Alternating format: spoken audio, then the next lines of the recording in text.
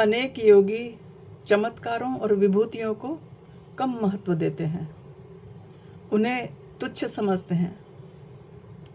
इन सिद्धियों को प्राप्त करने के लिए उन्हें कोई विशेष प्रयत्न भी नहीं करना पड़ता। इच्छा शक्ति के विकास तथा पूर्ण रूपेण ध्यान की अवस्था में होने के कारण उन्हें ये विभूतियाँ स्वयं ही प्राप्त हो जाती हैं। साधना करते करते सिद्ध गुरुओं का शरीर धधकती हुई प्रज्वलित योगाग्नि का केंद्र बन जाता है। यह अग्नि पापों को पूर्णतया जलाकर योगी को योगेश्वर बना देती है। पराशक्तिमयी कुंडलिनी महाविद्या को सिद्ध विद्या भी कहते हैं। सिद्ध योगी के आसपास चेतनता के परमाणु बिखरे हुए रहते हैं, इसीलिए वे अधिकांशतः अपने अंगों का स्पर्श नहीं करने देते हैं।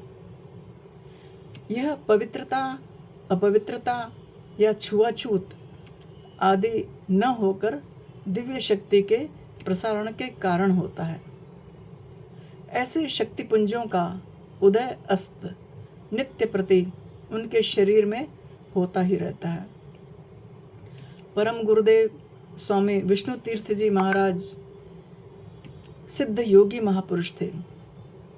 उनके शरीर से शक्ति की तरंगें विद्युत की ऊर्जा के समान प्रवाहित होती रहती थीं। ऐसी अनुभूतियां शब्दों द्वारा बतलाई नहीं जा सकती। अनुभव करने वाला ही इसे अच्छी तरह से समझ सकता है। एक बार विक्रम यूनिवर्सिटी के चांसलर श्री दत्त साहब एक जर्मन वैज्ञानिक को अपने साथ लेकर महाराज श्री के पास आए। महाराज जी अपने कमरे में बैठे थे। उस समय उनका कमरा वही था जो आज स्मृति भवन के नाम से नारायण कुटी देवास आश्रम में है। महाराज जी तख्त के ऊपर बैठे थे तथा वे जर्मन साइंटिस्ट एवं दत्त जी नीचे बैठे थे। जर्मन वैज्ञानिक महाराज जी के काफ़ी निकट थे। उनका आपस में वार्तालाप होता रहा। सभी ज्ञानी थे, लिटरेट थे। जिज्ञासावश जर्मन वैज्ञानिक महाराज जी से कई प्रश्न पूछ रहे थे और महाराज जी भी समुचित रूप से उनकी जिज्ञासाओं को शांत कर रहे थे। एकाएक क्या हुआ, उन वैज्ञानिक महोदय का हाथ महाराज जी के घुटने से स्पर्श कर गया। स्पर्श होते ही उन्हें एक तीव्र झटका लगा। जैसे बिजली का झटका लगता है ना, वैसे ही एक तीव्र झटका लगा। वे तुरंत पीछे की ओर हो गए।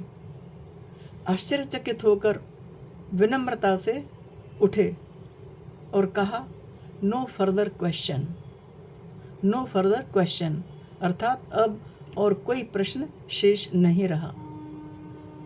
उन्होंने महाराज जी को दोनों हाथ जोड़कर प्रणाम किया। महाराज जी के स्पर्श मात्र ने उनकी सारी शंकाओं का समाधान कर दिया था। उन्हें महाराज जी की अथाह शक्ति की एक झलक भी दिखाई दे गई थी। संभवतः ऐसे शक्तिशाली महात्मा के दर्शन उन्हें अपने जीवन में प्रथम बार ही हुए होंगे।